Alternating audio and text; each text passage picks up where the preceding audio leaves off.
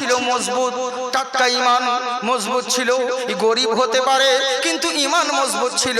আমরা যেমন তসবিহ করি সুবহানাল্লাহ সুবহানাল্লাহ আলহামদুলিল্লাহ আলহামদুলিল্লাহ, ওই গোলামটা শুধু একটাই কথা বলতো, আল্লাহ যা করে ভালোর জন্য করে, আল্লাহ যা করে ভালোর জন্য করে, বারবার শুধু এই তসবিহ করতো। হঠাৎ করে করলো কি, একদিন সওদাগর বাদশা বলল, গোলাম রে দেখ আমার আঙুলে কি হয়ে গিয়েছে, কালো কালো মনে হচ্ছে, পোকায় কামড়িয়ে দিয়েছে। গোলাম বলছে দেখি হুজুর, আল্লাহ যা করে ভালোর জন্য করে। কি রাখছে মনে মনে, বুঝলেন? বলছে হাকিম ডেকে নিয়ে আয়। হাকিম কবিরাজ ডেকে আনা হলো। ডাকার পরে বলছে রিজ্জা সওদাগর মশাই, আপনি তো অনেক দেরি করে ফেলেছেন। বলে কি হয়েছে? বলে আঙুল তো এখন এইটুকু বেকার শুধু হয় নাই, পুরো আঙুলে ইনফেকশন ছড়িয়ে গিয়েছে। যদি মনে করেন জীবাণু মুক্ত জীবনযাপন করব, তাহলে শুধু এইটুকু কাটলে হবে না, পুরো আঙুলটাই কেটে বাদ দিতে হবে। গোলাম পাশে বসেছিল, বলছে আল্লাহ যা করে ভালোর জন্য করে। এর মেজাজ গরম হচ্ছে, কিন্তু কথাটা তো ঠিকই বলেছে, আল্লাহ যা করে ভালোর জন্য করে, কিন্তু এর ইমান কমজোরি বাদশা সওদাগরের রাগ হচ্ছে। আল্লাহ যা করে ভালোর জন্য করে। হাকিম কবিরাজ তার আঙুলটাকে কাটা ছিল, এটা করলো কি, আঙুল কেটে দিয়ে ওতে ব্যান্ডেজ লাগিয়ে ঔষধ লাগিয়ে দিয়ে পট্টি করে হাকিম চলে গেল। এবার সওদাগর গোলামকে দেখে বলছে, গোলাম রে দেখ আমার 5টা আঙুল ছিল, এখন তো 4টে হয়ে গেল রে। তখন ও বলছে জাহাপানা, আল্লাহ যা করে ভালোর জন্য করে। বলে দাঁড়া, ভালো করে না খারাপ করে, কয়েকদিন পর তোকে দেখছি। বাস কয়েকদিন সুস্থ হলো। সুস্থ হওয়ার পরে এবার সওদাগর বাদশা বলছে গোলাম, বলে বলেন জাহাপানা। বলে চল তো বালা খারায় আর মন টিকছে না, চল একবার শিকার করে আসি জঙ্গল। বলে চলুন, আল্লাহ যা করে ভালোর জন্য করে। মানে ওর কথাই ছিল এটাই, বুঝলেন? কথাই ছিল এটাই, আল্লাহ যা করে ভালোর জন্য করে। আমি মুফতি আলিমুদ্দিন সাহেব একবার পান্ডুয়া গিয়েছিলাম জালসা করতে। এই মালদা পান্ডুয়া নয়, বর্ধমান পান্ডুয়া মেমারির পাশে। তো ওখানে জালসা করতে গিয়ে দিনের বেলায় পৌঁছে গেছি। ওই গ্রামে একটা মানুষ মারা গিয়েছে। তো ওই গ্রামে একটা খেপা ছিল, সব সময় একটাই কথা বলতো, কেউ কারো লয়, কেউ কারো লয়, এই কথাই বলে বেড়াতো। এবার আমাদেরকে সবাই বললো, হুজুর আপনারা যখন এসেছেন চলুন জানাজাতে যাবেন। জানাজাতে গেলাম। তো মুফতি আলিমুদ্দিন সাহেবকে বলে, হুজুর আপনি জানাজাটা পড়ান। উনি জানাজাটা পড়াতে যাচ্ছেন, আর এখনো সময় দূর থেকে ওই খেপাটা বলছে, কেউ কারো লয়, কেউ কারো লয়, বলতে বলতে আসছে। যাই মৌলভী সাহেব দাঁড়াও। বলে কি? মুফতি সাহেব শুনতে গেছে, কে রে? তো যাই দাঁড়াও মৌলভী, জানাজা পড়াবো না। বলে কেন? বলে যে মরে আছে আমি তাকে বাঁচিয়ে দিব। গ্রামের লোক বলছে, হুজুর আর কথা বাদ দেন, ও খেপা পাগলা, আপনি জানাজা পড়তে শুরু করুন, অনেক লেট হয়ে গেছে, আপনি জানাজা পড়তে শুরু করুন। ও খেপা, গ্রামের খেপা, ওকে কেউ মানে না, ও বাদ দেন, ও খেপা লোক, যা ইচ্ছে তাই বলে। হ্যাঁ, তো মুফতি সাহেব একটু চালাক মানুষ, তো বলছে দাঁড়াও না, অনেকক্ষণ তো টাইম ওয়েট করলাম, দেখি খেপা কি বলছে। খেপাটা এলো, যাই কি হয়েছে? বলে দাঁড়াও, জানাজা পড়াবো না মৌলভী বলছে। বলে কি করবি? বলে যে মারা গেছে আমি বাঁচিয়ে দিব। বলে কই বাঁচা তো দেখি। তো বললে এর ছেলে পিলে কেউ আছে কি, আত্মীয় স্বজন এখানে? বলে হ্যাঁ আছে। বলে ওকে বলো কাউকে শুতে, কাউকে শুয়ে যেতে বলো, আমি এক্ষুনি ওকে বাঁচিয়ে দিচ্ছি। তখন এবার মুফতি সাহেব বলছে, বাবু তুমি কি হও, ভাই বোনা ছেলে, একটু এসো তো, একটু ঘুমিয়ে দেখো না। না হুজুর না। বলে আরে খেপা মানুষ, কি হবে, বাদ দাও, ওর কথা তো কাজে দিবে না। তো একবার কি বলছে দেখি না, ও বাঁচাতে পারছে কি, একবার শুয়ে দেখো। না হুজুর, আল্লাহর জিনিস, কেউ খেপা পাগলা দোয়া যদি কবুল হয়ে যায় কি করতে, কি হয়ে যাবে? হ্যাঁ, তো তেমনি কেউ এলো না। তখন এবার ওই খেপা বলতে বলতে চলে গেল, কেউ কারো নাই, কেউ কারো নাই। আসলে কথাটা সত্য বলেছে যে কেউ কারো নাই, বুঝলেন? তো তেমনি এই গোলামের মুখে শুধু একটাই কথা ছিল, আল্লাহ যা করে ভালোর জন্য করে, আল্লাহ যা করে ভালোর জন্য করে। সওদাগর বাদশা শিকার করতে গেল, জঙ্গলে শিকার করতে করতে এবার গোলামকে বলছে, গোলাম রে দেখ তো এবার জঙ্গলে। বলে কি দেখবো হুজুর? বলে জঙ্গলের মধ্যে দেখ কুয়া আছে কিনা। জঙ্গলের মাঝখানে একটা কুয়া দেখতে পেল। কুয়া বুঝেন তো? ইঁদারা, হ্যাঁ, যাকে বলে চাল ভাজা তাকে বলে মুড়ি, যারাই ছোট আছে ওরাই হবে বুড়ি। হ্যাঁ, যেমনি গলি তেমনি চলি, মানে এক এক জায়গার বলি, এক এক জায়গার গালি, তো লেগে জিজ্ঞেস করে নিতে হয়। কুয়া, কুয়া দেখতে পেলো। বাদশা সওদাগর বলছে কুয়ার ভিতর পানি আছে কিনা একবার দেখে নে। যেমন গোলামটা কুয়ার ভিতর পানি আছে কিনা, বলে যেমন উবুড় হয়ে দেখতে যাবে, সওদাগর করেছে কি, তার পা দুটোকে ধরে কুয়ায় ফেলে দিয়েছে। যেমন কুয়ায় পড়ে যাওয়া, তবু গোলাম বলছে আল্লাহ যা করে ভালোর জন্য করে, বুঝলেন? তাও বলছে আল্লাহ যা করে ভালো লেগে করে। এই সওদাগর বলছে যা এবার বুঝবি ছালা ভালো করে না খারাপ করে, কুয়ায় ফেললাম তোকে। এই শিকার করতে চলে গেল। শিকার করতে করতে সন্ধে হয়ে গেল। সন্ধে হয়ে গিয়েছে, রাস্তা হারিয়ে ফেলেছে।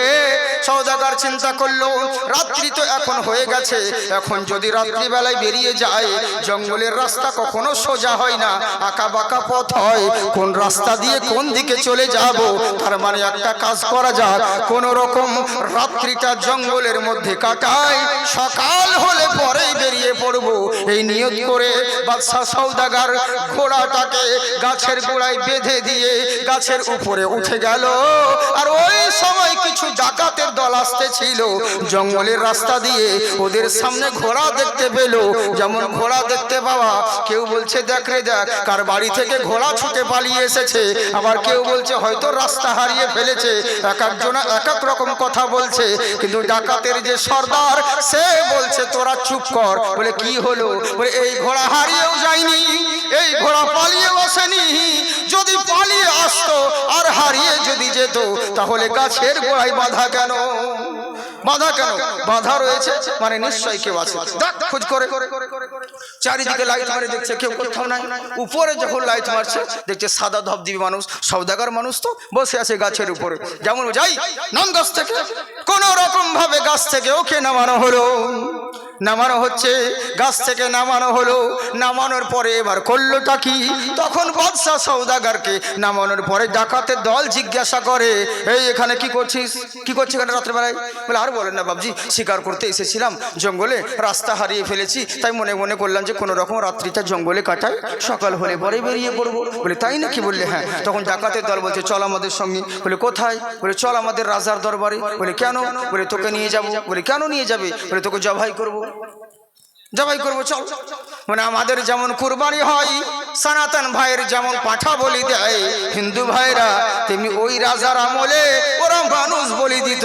এরা আনন্দ করতে করতে নিয়ে যাচ্ছে, এত সুন্দর বলি দেওয়ার জিনিস নিয়ে যাচ্ছি রে, রাজা আমাদের খুশি হবে, আনন্দিত হবে বলে আনন্দ করতে করতে নিয়ে রাজ দরবারে হাজির করা হলো।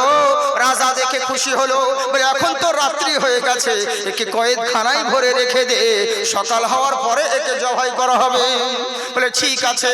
রাত্রি কোনো রকম কেটে গেল, সকাল হওয়ার পরে এবার রাজা হুকুম করলো, যাকে তোরা ধরে এনেছি একে জেলখানা থেকে বের করে ভালো করে তেল পানি দিয়ে দে, একে তেল মাখানো হলো। বলে গোসল দিয়ে দে, একে ভালো করে গোসল দিয়ে দেওয়া হলো। রাত পার পর রাজা বলছে আমরা তো দেখেই তো ভালো মনে হচ্ছে, তবু মনে সন্দেহ রেখে লাভ কি, একবার ভালো করে চেক করে দেখ এর মধ্যে কোনো জায়গায় খুঁত আছে কিনা। কর্মচারীরা বলে হুজুর এত সুন্দর সবার সঠান দেহ, এত সুন্দর মোটা সোটা জিনিস কেন খুঁত থাকবে? বলে আমিও তো দেখতে পাচ্ছি এর মধ্যে খুঁত নেই, তবু একবার সন্দেহ রেখে লাভ কি, একবার চেক করে দেখ এর মধ্যে খুঁত আছে কিনা। আমাদের যেমন খুঁত থাকলে কুরবানি হয় না, ওদের তেমনি খুঁত থাকলে জবাই দেবে না, একে একবার ভালো করে চেক কর। কর্মচারীরা মাথা থেকে পা অবধি যেমন চেক করতে লেগেছে, চেক করতে করতে দেখছে হাতের একটা আঙুল কাটা রয়েছে। রাজার কানে খবর চলে গেল, রাজা মশাই গো, বলে কি হয়েছে রে? বলে আমরা যাকে ধরে এনেছি আপনি কি জানেন? বলে কি হয়েছে?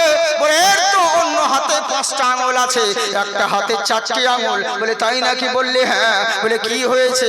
বলে এর আঙুলটা কাটা রয়েছে। বাদশা রাজা জিজ্ঞাসা করে জন্মগত না কিছুদিন হলো? তখন কর্মচারীরা বলছে হুজুর জন্মগত কাটা নয়, মনে হচ্ছে রিসেন্ট কিছুদিন হলো কাটা। বলে তাই নাকি? বললে হ্যাঁ। বলে কতটুকু কাটা? 1 ইঞ্চি না 2 ইঞ্চি? বলে 1 ইঞ্চি 2 ইঞ্চি নয়, পুরো আঙুলটাই কাটা রয়েছে। বলে তাই নাকি? বললে হ্যাঁ। বলে এত বড় যখন খুঁত আছে একে জবাই করা যাবে না, বের করে দে। যেমন লাত মেরে সওদাগরকে বের করে দিল, জমিনে উবুড় হয়ে কান্না করে আর নিজের মনে মনে বলে রব্বুল আলামিন, মাবুদ গো আমার গোলাম বলেছিল আমার আঙুল কাটার সময় আল্লাহ যা করে ভালোর জন্য করে, আমি সেদিন রাগান্বিত হয়েছিলাম, আজকে বুঝতে পারলাম আজ যদি আঙুল কাটা না থাকতো আমি কাফেরদের হাতে জবাই হয়ে যেতাম, ভাগ্য ভালো আমার আঙুল কাটা ছিল। ওরে একটু আঙুল কেন, যদি পুরো হাতটাই কাটা ছিল অনেক আগেই আমি ছাড়া পেয়ে যেতাম। যাই দেখি আমার গোলাম যেটা বলেছিল বারহাক সত্য কথা, দেখি আমার গোলামটা বেঁচে আছে না মরে গেছে। এই বলে জঙ্গলের দিকে গেল, জঙ্গলে গিয়ে ওই কুয়া দেখতে পেল, কুয়া দেখতে পেলো, কুয়া দেখতে পাওয়ার পর উপর থেকে চেঁচাচ্ছে, এই গোলাম বেঁচে আছিস না মরে গেছিস? তো কুয়ার ভিতর থেকে আওয়াজ দিচ্ছে, জাহাপানা আমি বেঁচে আছি, আমাকে উঠান কোনো রকম ভাবে, উঠান। ওকে উঠানো, ঘোড়ার লাগাম দিয়ে হোক দড়ি দিয়ে হোক কোনো রকম ভাবে কুয়ার ভিতর থেকে উঠানো হলো। উঠানোর পরে এবার রাজা বলছে, গোলাম রে, বলে কি? বলে আমি শিক্ষা পেয়ে গেছি রে। বলে কি শিক্ষা পেলেন আপনি? শিক্ষা পেলে তো ভালো, আলহামদুলিল্লাহ, আল্লাহ লাখ লাখ শুকর। হ্যাঁ, বলে শিক্ষা পেয়েছেন? বলে হ্যাঁ। বলে কি শিক্ষা পেলেন? আর বলিস না, তোকে তো কুয়ায় ফেলে আমি চলে গেছিলাম শিকার করতে, সন্ধে হয়ে গেছিল জানিস, রাত কাটাচ্ছিলাম, ডাকাতের দল আমাকে ধরে নিয়ে গেছিল রাজার দরবারে, ওর মা জবাই করতো, ভাগ্য ভালো আমার আঙুল কাটা ছিল রে, নইলে তো কাফেরদের হাতে জবাই হয়ে যেতাম। আমি শিক্ষা পেয়ে গেছি, আল্লাহ যা করে ভালোর জন্য করে। কিন্তু মনে একটা প্রশ্ন জাগছে। বলে কি? আবার মনে কিন্তু আপনার আছে? বলে হ্যাঁ। বলে কি? বলে তোকে যে কুয়াতে ফেললাম আর তুই তাও বললি আল্লাহ যা করে ভালোর জন্য করে, কুয়াতে ভালো মন্দ কি এমন জিনিস দেখতে পেলি তুই? হ্যাঁ, আর তেমনি গোলাম রাগান্বিত হয়ে গেছে। এরই লাগে আল্লাহর রাসূল বলেছিলেন, শোনো, একটা বড় লোক মানুষ, একটা গরিব মানুষ, সমানভাবে দুজনাই যদি ইবাদত করতে থাকে। মাইক কেন ডিস্টার্ব হয়ে ভাই?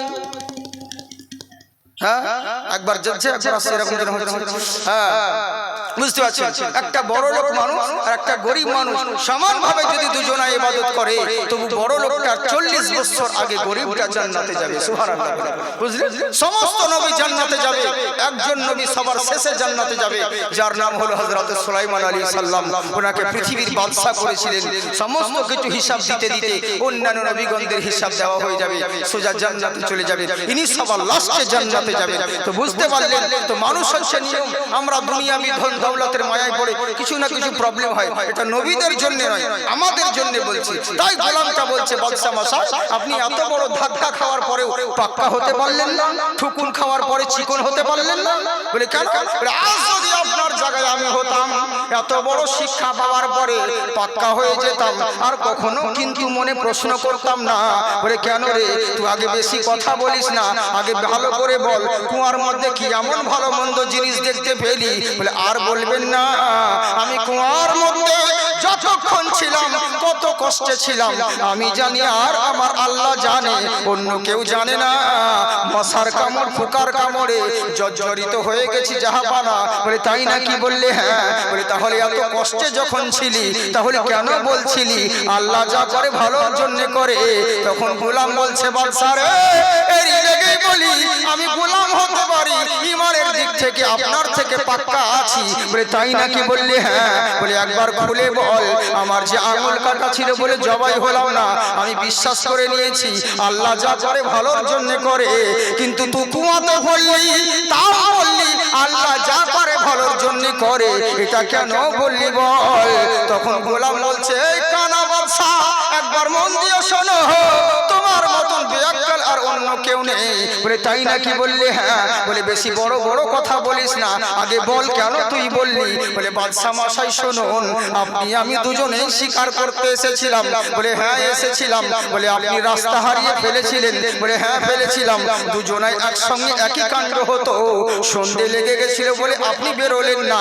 বলে হ্যাঁ হ্যাঁ হ্যাঁ। বলে রাত্রিটা জঙ্গলের মধ্যে কাটাচ্ছিলেন? বলে হ্যাঁ কাটাচ্ছিলাম।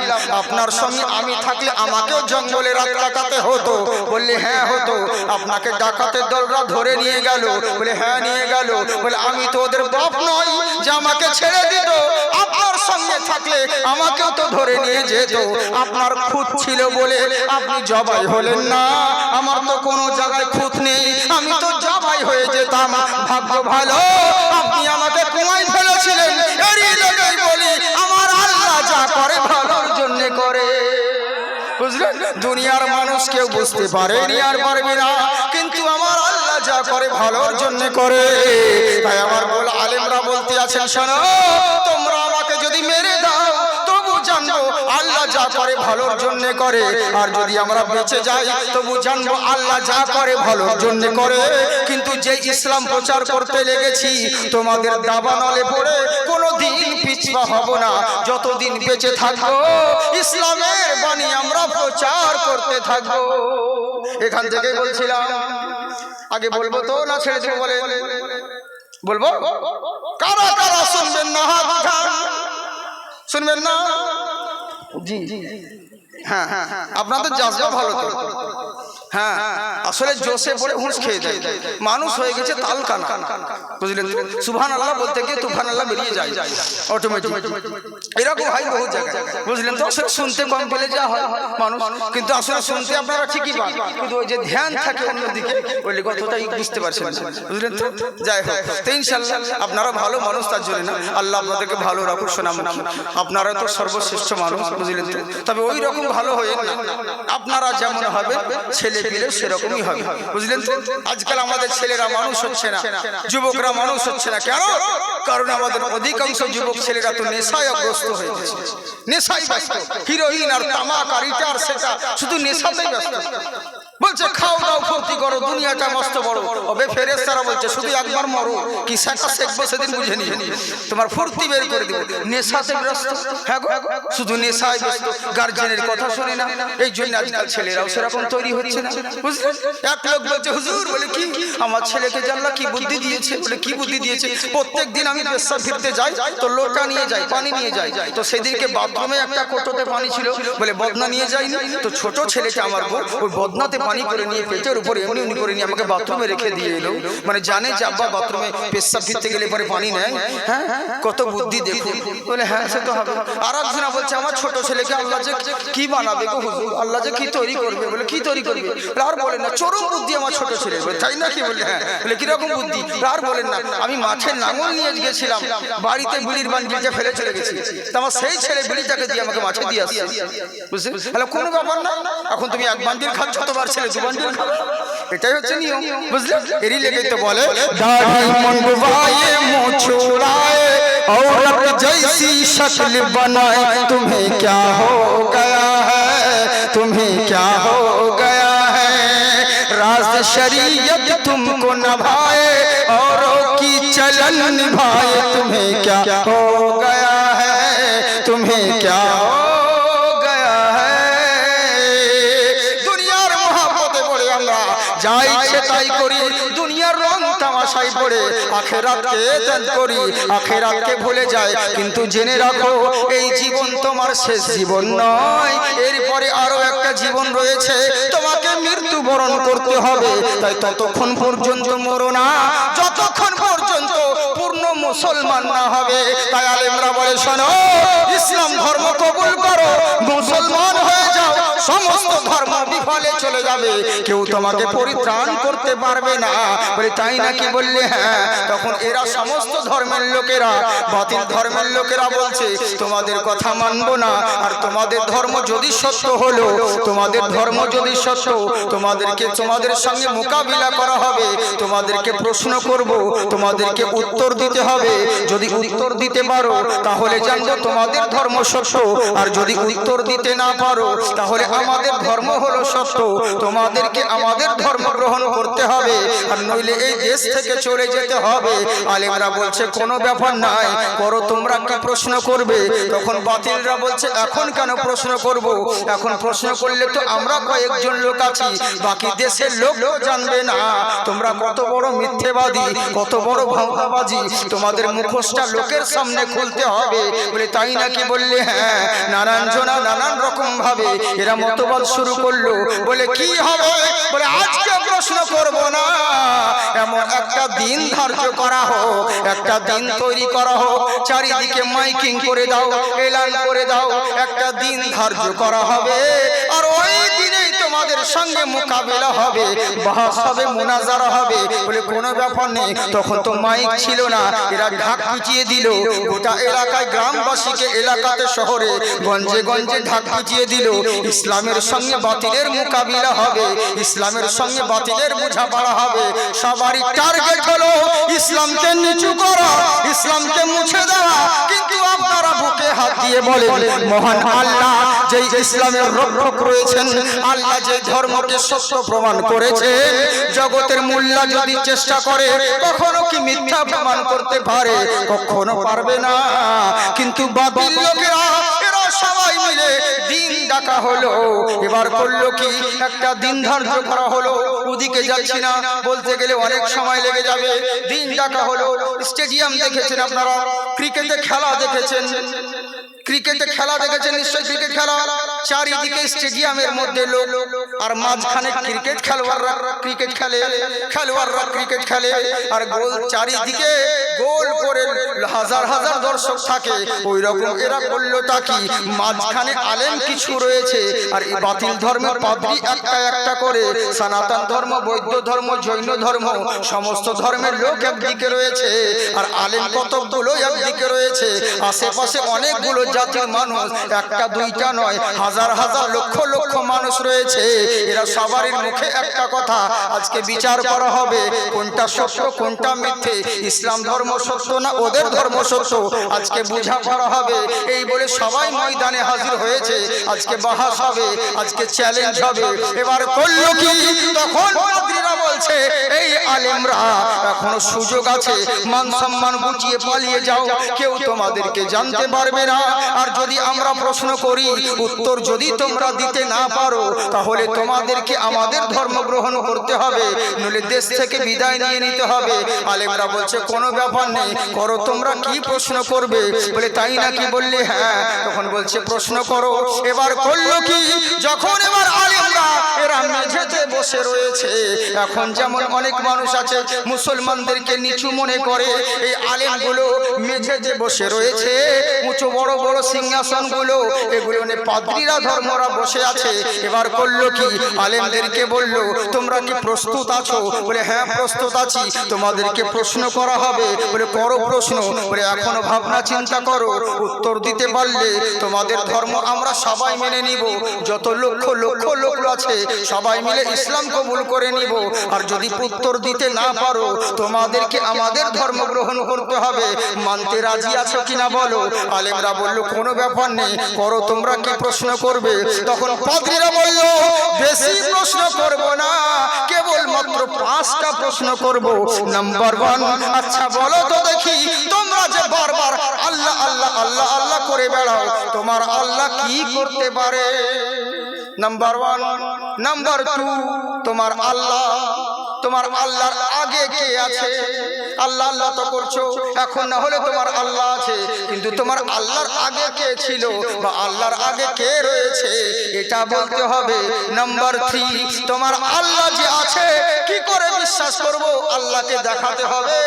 নাম্বার 4, তোমার আল্লাহ, প্রত্যেকটা মানুষের একটা নির্দিষ্ট জায়গা আছে, কিন্তু তোমার আল্লাহরও তো একটা নির্দিষ্ট জায়গা রয়েছে, তোমার আল্লাহ কোন জায়গায় থাকে সেটা বলতে হবে, ওই জায়গাটা দেখাতে হবে। নাম্বার 5, তোমার নবী যে আল্লাহর সঙ্গে মেরাজে গিয়েছিল দিদার করতে, কোন রাস্তা দিয়ে গিয়েছিল, ওই রাস্তাটা দেখাতে হবে। 5টা প্রশ্ন করলো, আলেমরা মাথা নিচু করে দিল। আপনাদের কি মনে হয়েছে প্রশ্নগুলো কি খুবই সহজ মনে হচ্ছে? না, অত সহজ নয়। কিছু কিছু প্রশ্ন আছে যার উত্তর দেওয়া খুব মুশকিল, বুঝলেন? কিছু কিছু প্রশ্ন রয়েছে যার উত্তর দেওয়া কঠিন মুশকিল। অনেক মানুষে প্রশ্ন করে, একজন মানে ধরুন চারাক জ্বলছিল, লম্ফু চারাক জ্বলছে, আলা জ্বলতে আছে, তো ইলেকট্রিক চলে এসেছে বলে আলাটাকে ফু দিয়ে নিভিয়ে দিল। তো পাবলিক একজনে জিজ্ঞেস করছে, হুজুর আলাটা যে এখনই চারাকে জ্বলছিল, তো ফু দিয়ে যে নিভিয়ে দিলেন, তা আলাটা গেল কোথায়? এখনো প্রশ্ন হলো, বলছে আলাটা গেল কোথায়? ও মৌলবি সেরকম ছিল, দেখছি না জোনাকির পাছা, ওই লোক জোনাকি পিট করছে, মানে আলাদা ওখানে ট্রান্সফার হয়েছে। তো সেরকম লোক পেলে ওরকম উত্তর দিবে। অনেক মানুষ আছে যেমন প্রশ্ন সেরকম উত্তর দেয়। হ্যাঁ বলতো আল্লাহ কি করতে বলছো, বলে তোকে কিলাতে বলছে। যেমন প্রশ্ন ওরকম উত্তর দিতে হবে, কি করবে তাছাড়া। আর প্রশ্নটাই তো ওরকম, তোকে উত্তরই দিতে হবে সেরকম, তাছাড়া তো উপায় নয়, বুঝলেন তো? যেমন সেদিনকে একদিন প্রশ্ন করেছে জালসায় বহুদিন আগে, বলে কি হুজুর আচ্ছা বলেন তো, পীরদের মাজারে যে চাদর দেয়, পীর দেখে কিসে লেগে ঠান্ডা লাগে বলে, আচ্ছা বলেন তো এগুলো কোনো প্রশ্ন হলো? পীর দেখে ঠান্ডা লাগে বলে পীরের মাজারে চাদর দেয়, তোকে কি উত্তর দিবেন আপনি? ওকে তখন ওর ভাষায় উত্তর দিতে হবে, তোর মা বোন যে সবাই কাপড় পরে বেড়ায় গরমের দিনে, কিসের জন্য পরে? ঠান্ডা লাগে বলে। বলে না, ইজ্জত ঢাকার জন্য। বলে আবে গাধা, কাপড় পরে ইজ্জত ঢাকার জন্য, তো পীরদের মাজারে চাদর দেয় আদব রক্ষা করার জন্য, ঠান্ডার জন্য নয়। চাদর দিলেও হবে, না দিলেও হবে, বরঞ্চ চাদর দিলে পরে পীরের ভালাই নয়, এতে তোর ভালাই রয়েছে। বুঝতে পারছেন? ও যেমন প্রশ্ন করবে ওকে সেরকম উত্তর দিতে হবে, তাছাড়া তো উপায় নাই। বুঝলেন? নানা রকম প্রশ্ন যা করব সব জিনিসে কোনো জিনিসের উত্তর চাইবে না, কিন্তু যখন আমরা ইসলামের ব্যাপারে নবীর ব্যাপারে করব তখন লোকে হাজার রকম প্রশ্ন নিয়ে চলে আসবে। সাল্লাল্লাহু আলাইহি ওয়াসাল্লাম বলছি তো এটা নিয়ে বলছেন, এখন বলছে মৌলভী সাহেব এখন হাদিসে আছে কই নবীর নাম শুনে বারবার চুম্বন দিছো, তো কই আল্লাহর নাম শুনে দেব না, তাহলে আল্লাহকে ছোট করা হচ্ছে। মানুষকে কেমন করে বুঝাচ্ছে দেখুন, পাবলিক সাধারণ মানুষ বলছে সত্যি তোরে এটা তো মৌলভীরা বেরেলি মৌলভীরা তো ঠিকই করে, মানে এরা তো ভুল করছে। বলে কেন? বলে নবীর নাম শুনে চুম্বন দিচ্ছে, এত সম্মান, তো তাহলে আল্লাহর নাম শুনে কত সম্মান করতে হয়? নবীকে যদি এত সম্মান করতে হয় তোকে আল্লাহর নাম শুনে তো একবারও এমনি করে না, আর নবীর নাম শুনে চুম্বন দিচ্ছে, এটা তো বিশাল ব্যাপার, অন্যায়। পাবলিক বুঝে নিচ্ছে, ওদের মাথায় ওইটা ঢুকিয়ে দিচ্ছে আর পাবলিক বুঝে নিচ্ছে। আচ্ছা বলুন তো দেখি, আচ্ছা ওর বাড়িতে যদি একজন আমি যাই আর গিয়ে যদি ওর ছোট ছেলে থাকে, ওর ছেলেকে যদি আমি চুমু খাই, আচ্ছা বলে ও কি রাগ করবে যে মৌলভী সাহেব আমার বাড়িতে এলো, আমার ছেলেকে চুমা দিলে, কই আমাকে দিল না, ওকেও দিতে হবে? ওকে দিতে হবে নাকি? ওর তো দিলটা খুশি হবে। হ্যাঁ, তো তাহলে চিন্তা করো, আরে আমাদের মতন মৌলভীদের পচা মুখে তোর ছেলের গালে চুম্বন দিলে যদি তুই বাপ তোর কলিজা ঠান্ডা হয়ে যায়, তোর দিল বড় হয়ে যায়, যেই নবী না এলে কুল কায়নাত সৃষ্টি হতো না, সেই নবী মুস্তাফার নামে চুম্বন দিলে আল্লাহর আরশে মুআল্লা তাক বড় হয়ে যায়। আল্লাহর আরশে মুআল্লা ছোট হয় না, আল্লাহর আরশে মুআল্লা তাক বড় হয়ে যায়। কিন্তু কাকে বলবেন বলেন? বুঝলেন? এই তো হচ্ছে অবস্থা। বুঝেছেন? তো প্রশ্ন কিছু কিছু আছে যার উত্তর দেওয়া খুব মুশকিল।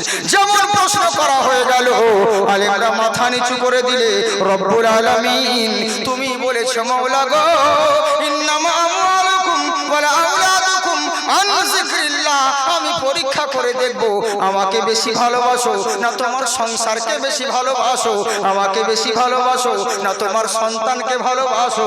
যদি আমাকে ভালোবাসো আলু লাগা আর হবে না, মাঠের ধান লাগা আর হবে না, চাষ করা আর হবে না, তাড়াতাড়ি করে আমার জিকিরের মধ্যে শামিল হবে। আর যদি আমাকে ভালো না বাসো আলু লাগাতে মত্ত হয়ে যাবে, ধান চাষ করতে মত্ত হয়ে যাবে। তুমি ভেবে নিয়েছো আলু লাগিয়ে ধান লাগিয়ে বড় লোক হয়ে যাব, কিন্তু জেনে রাখো ওয়াল মারিজান বুতান, তোমার আলু হবে, তোমার সরষেও হবে, তোমার ধানও হবে, মোটা টাকাও তোমার হবে, কিন্তু জেনে রাখো এমন বিমারি তোমার হবে, ওই ধানের টাকা চাষের টাকা বিমারির পেছনে চলে যাবে, কোনো কাজে লাগবে না। একবার কি ভেবে দেখেছো তুমি যে চাষ করো এই চাষ কেমন করে হয়? তুমি যে ধান লাগাও এটা কেমন করে ধান হয়? সবই তো আমার দেওয়া নিয়ামত। তুমি যে আম খাও আমটা তো টক হয়, ওটা আবার মিষ্টি কেমন করে হয়? তুমি যে লিচু খাও কাঁঠাল খাও এটা তো ছোটবেলায় টক হয়, আবার ওটা মিষ্টি কেমন করে হয়? একবার কি ভেবে দেখবে না? ও আনজালনা মিনাল মুসিরাতি মাআন সাজ্জাজা, আমি আসমান হইতে মুষলধারায় পানি বর্ষণ করি, ওই পানির ফোঁটা আমের গায়ে গিয়ে লাগে, আমের টক কেটে গিয়ে মিষ্টিতে পরিণত করি, ওই পানির ফোঁটা কাঁঠালের গায়ে লাগে, কাঁঠালে পোকা লাগতে পারে না। ইন্নাকা আলা কুল্লি শাইইন কদির, সমস্ত ক্ষমতা আমার রয়েছে। তাই আমার আল্লাহ বলে বান্দারে দুনিয়ার মধ্যে পড়ে যেও না, একবার যদি আমার কাছে এসে বলো উদুনি আস্তাজিব লাকুম, মাবুদ গো তুমি আমার প্রার্থনা কবুল করো। আমার আল্লাহ বলেন লা তাকনাতু মির রাহমাতিল্লাহ, আমার রহমত থেকে কেউ বঞ্চিত নয়। সারা দিন কর্ম করার পরে একবার বিছানায় ঘুমানোর সময় আল্লাহ বলে একবার যদি তুমি ঘুমিয়ে যাও, আমি রব্বুল আলামিন সারাটি রাত্রি আমার রহমতের ফেরেশতা দিয়ে আমি তোমার হেফাজত করতে থাকবো। সুবহানাল্লাহ বলে। আর তুমি সেই আল্লাহকেই ভুলে গেলে। তাই আমার আল্লাহর জন্য বলে ওগো আল্লাহ, এমন কোন তুমি বলেছো তুমি অনেক রকম পরীক্ষা করব, কিন্তু এটা সন্তানের পরীক্ষা নয়, এটা জানের পরীক্ষা নয়, এটা মালের পরীক্ষা নয়, এটা হলো ঈমানের পরীক্ষা। আজকে বেঈমানেরা প্রশ্ন করেছে, উত্তর যদি দিতে না পারি ইসলাম ধর্ম কলঙ্কিত হয়ে যাবে। তুই ইন্নাল ইজ্জাতা লিল্লাহি জামিয়া, আল্লাহ আমার ইজ্জত তুমি রক্ষা করো। আমার আল্লাহ বলে বান্দারে তুমি তোমার ঈমানটা একটু ঠিক করো, তুমি তোমার ঈমান ভালো ভেবে রেখো, আমার ধর্ম আমি আল্লাহ রক্ষা করে নিব। কার দ্বারাই করবো এটা আমি আল্লাহ ভালো জানি। ও জাকির হতে পারে, ফকির হতে পারে, যার যেমন ইলম রয়েছে, বিশাল বড় ইলমদার আলেমদার হলে যে তার দ্বারা ইসলামের খিদমত হবে এটা জরুরি নয়। আল্লাহ কার দ্বারা ইসলামের খিদমত নিবেন এটা কেউ জানে না ভাই, বুঝতে পারলে? আমার যতটুকু ইলম আছে আমি আমার ততটুকু ভাবে খোঁজ করি। বড় বড় উলামায়ে কিরামদের যেমন ইলম রয়েছে ওনারা ওনাদের ইলম মোতাবেক কাজ করেন, যার যেমন ততটুকুই তো করে, এর বেশি তো পারবে না। তো বুঝতে পারছেন, কিন্তু যে যেমন ভাবে পারছে করছে, করুক। আল্লাহ সকল আলেমদেরকে সুন্নিদেরকে আবাদ রাখুক, বলুন আল্লাহুম্মা আমিন। বুঝলেন? আলেমরা করলো কি? আল্লাহর কাছে কেঁদে কেঁদে প্রার্থনা করে, আল্লাহ যেমন করে হোক তুমি আমাদেরকে রক্ষা করো, এই বলে আল্লাহর কাছে প্রার্থনা করে। কিন্তু আল্লাহর কি কুদরত, 10 মিনিট হয়ে গেল, 15 মিনিট হয়ে গেল, 20 মিনিট হয়ে গেল, এরা উত্তর দিতে পারলো না। চারিদিকে লক্ষ লক্ষ লোক, এরা সব হাই হাই হাই হাই করছে রে। আজকে মনে হয় ইসলাম হেরে যাবে, ইসলাম ধর্ম মিথ্যে ধর্ম। আমরা তো ভেবেছিলাম ইসলাম সত্য ধর্ম, আজকে বুঝতে পারছি ইসলাম ধর্ম মিথ্যে ধর্ম। আজকে মনে হয় ইসলাম হেরে যাবে, এই বলে নানান জনা নানান রকম ভাবনা চিন্তা করতে আছে। আল্লাহর কি কুদরত, অনেকক্ষণ হয়ে গেল, আলেমরা মাথা নিচু করে আছে, উত্তর কি দেবে বলে এখনো সময়। পাদ্রীরা বলছে অনেকক্ষণ হয়ে গেছে, এখন রায় ঘোষণা করে দে, ইসলাম ধর্ম মিথ্যে ধর্ম, ইসলাম ধর্ম বাতিল ধর্ম, এই বলে রায় ঘোষণা করে দে। যেমন রায় ঘোষণা করতে যাবে, এবার করলো কি, এদিক থেকে একটা 6-7 বছরকার বাচ্চা ওই ময়দানে গিয়ে বলে, কে বাবা তোমরা, এত ভিড় কেন এই জায়গায়? বলে তুমি কি জানো না আজকে ইসলাম ধর্মের সঙ্গে বাতিল ধর্মের মোকাবিলা হচ্ছে, বোঝাপড়া হচ্ছে? বলে তাই নাকি? বললে হ্যাঁ। বলে কি হয়েছে? বলে ইসলাম ধর্মের আলেমদেরকে প্রশ্ন করেছে, এখনো অনেকক্ষণ হয়ে গেল, এখনো উত্তর দিতে পারলো না। বলে তাই নাকি? বললে হ্যাঁ। বলে ঠিক আছে আমাকে একটু ভেতরে যেতে দাও। ওই লোকগুলো বলল এত বড় বড় মানুষ ভিড়ে জায়গা পাচ্ছে না, তুমি বাচ্চা ছেলে ভেতরে গিয়ে কি করবে? কার পায়ের তলে চাপা পড়ে মারা যাবে, অত দূরে যেও না বাবা, অনেকগুলো লক্ষ লক্ষ লোক রয়েছে, বাইরে তুমি আছো, ভালো রয়েছো। বাচ্চা ছেলে বলছে কোন রকম আমাকে একটু যাও। বলে না না না, তোমাকে নিয়ে যেতে পারবো না। বাচ্চা ছেলে করলো কি, কাউরি বগলের ভাগ দিয়ে, কাউরি পায়ের ভেতর দিয়ে কোন রকম ভাবে ময়দানের দিকে যেতে আছে। আর ওই দিকে ইসলাম ধর্মের মোকাবিলায় পাদ্রী ইসলাম ধর্ম মিথ্যে ধর্ম বলে যেমন রায় ঘোষণা করতে যাবে, ওদিকে রায় ঘোষণা করতে যাচ্ছে, আর এদিকে বাচ্চা ছেলে লোকের ভিড়ে ভিড়ে ময়দানের দিকে হাজির হচ্ছে। যেমন বাচ্চা ছেলে ময়দানের দিকে হাজির হয়ে গেল, বাচ্চা চিল্লিয়ে বলছে, রায় পাদ্রী দাঁড়া, তোদের প্রশ্নের উত্তর আমি একাই দিয়ে দেব, আমি একাই দিয়ে দেব। এরা সবাই অবাক হয়ে গেল, তবে কি কিসের বাচ্চা, মানুষের বাচ্চা, ভূতের বাচ্চা, এই জিনের বাচ্চা নাকি? এত বড় বড় আলেমরা উত্তর দিতে পারলো না, কোথা থেকে এলো? হ্যাঁ, চুনো পুঁজি কোথা থেকে এলো রে? বাচ্চা ছেলে বলছে দাঁড়াও, তোমাদের প্রশ্নের উত্তর আমি একাই দিয়ে দিব। পাদ্রীরা বলছে চল বাদ দে, ছোট ছেলের কথা কেন কান দিচ্ছিস, চল রায় ঘোষণা করে দে। এত বড় বড়রা দিতে পারলো, বাচ্চা ছেলে দিতে ফালতু টাইম নষ্ট করছে, চল রায় ঘোষণা করে দে। আবার কেউ কেউ বলছেন না, আমরা তো জানি দিতে পারবে না, বড় বড় গভর্নররা উত্তর দিতে পারলো না, বাচ্চা ছেলে পারবে না তো, চল তো দেখি আর একটু সময় দিই। এই বাচ্চা, তুমি যে বলছো এখানে মজা পেয়েছো, হাসি মজা পেয়েছো? বলে কেন? বলে তুমি যে বলছো আমি প্রশ্নের উত্তর দিয়ে দেবো, তুমি তো ছিলেই না এখানে। উত্তর দিতে গেলে আগে প্রশ্ন জানতে হবে, তাই তো? তো তুমি তো এতক্ষণ এলে, তো তুমি কি করে, তুমি তো প্রশ্নই জানো না, তুমি উত্তর কি করে দিবে? বাচ্চা ছেলে বলছে শোনো, আমি যে কম হতে পারি, তেজে বেশি আছি, চিন্তা করো না। তোমরা বলছো আমি উত্তর দিয়ে দিব, তোমরা বলছো প্রশ্নের জন্য, আমি প্রশ্নও জানি উত্তরও জানি। হ্যাঁ, 6-7 বছরকার ছেলে আঙুল হিলিয়ে হিলিয়ে কথা বলে। পাদ্রীরা বলছে তো প্রশ্ন উত্তর যখন জানো তাহলে দেরি করছো কেন? উত্তর দাও তো দেখি, ওই উত্তর দাও তো দেখি।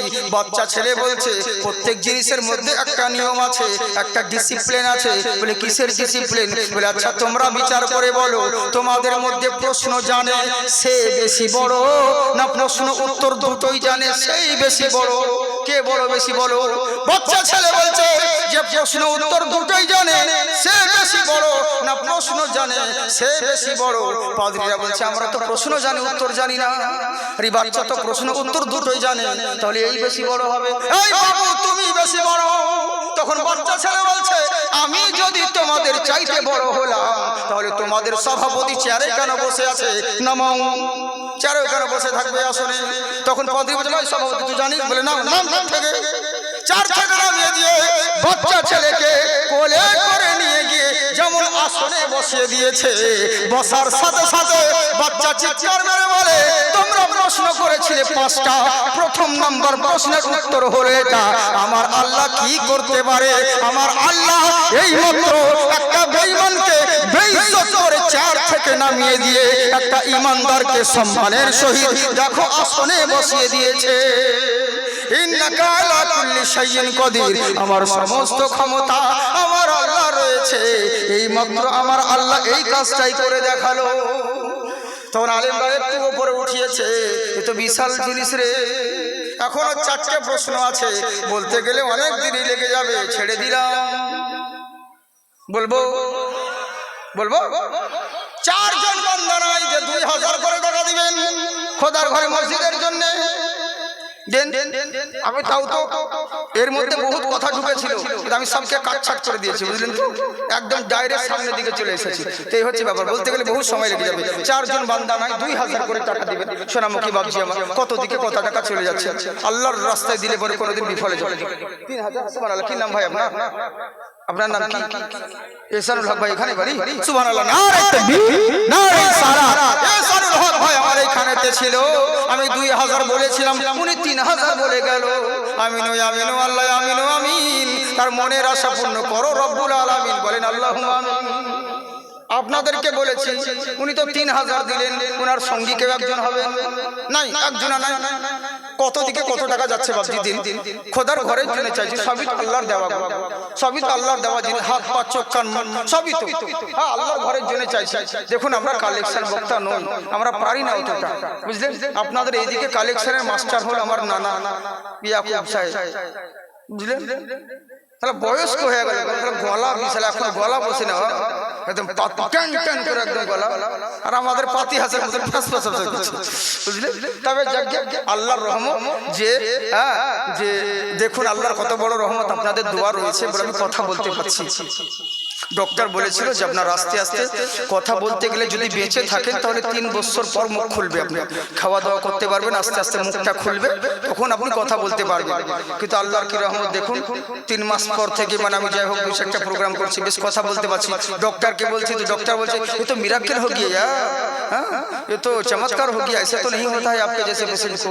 যে হ্যাঁ এরকমই হয়েছে, এখন তো কথা বলতে পারছি আমি। তো যাকে আল্লাহ পাকের রহমত, আপনাদের মানে ভরসা।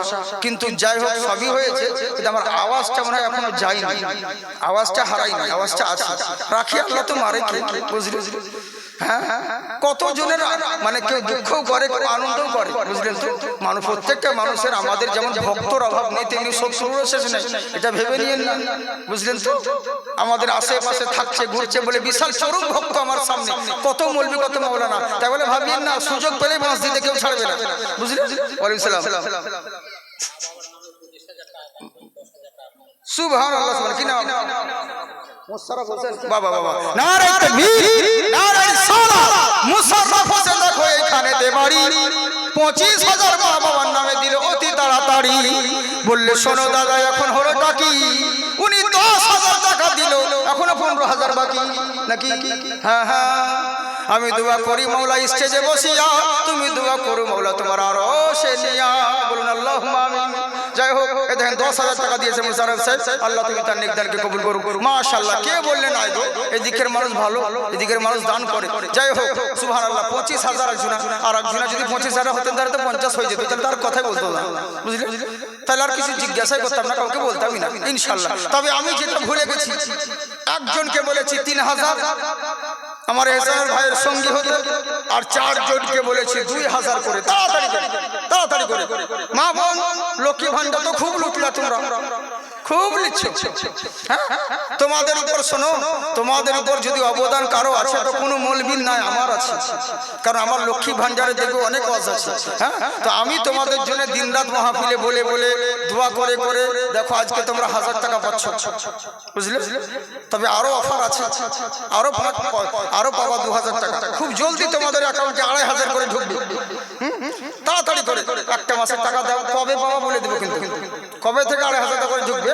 আর যদি নাও ঢুকে তো কি আছে, আর দোয়া করে দেবো। তো ভুল করে অন্য জনের অ্যাকাউন্টে টাকা তোমাদের অ্যাকাউন্টে চলে আসবে, বুঝলে?